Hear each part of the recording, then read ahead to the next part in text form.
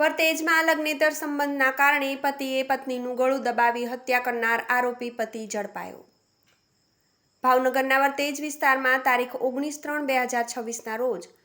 ઘરકંકાસના કારણે અર્જુનસિંહ પરમારે તેની પત્નીની હત્યા કરી અન્ય સ્ત્રી સાથે પ્રેમ સંબંધ હોવાથી તેને ઘરમાં રાખવા માંગતા હતા, જેનો વિરોધ કરવા બદલ પતિએ પત્ની અલ્પાબેનનું ગળું દબાવી હત્યા કરી અને હાર્ટ એટેકનું કારણ દર્શાવાયું હતું,